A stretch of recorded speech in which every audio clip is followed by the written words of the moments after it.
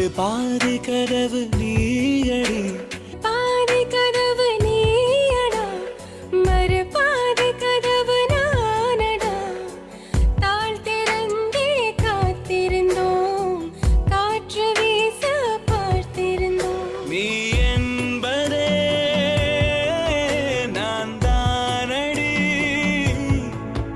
நான் என்பதே நாம் தானடி.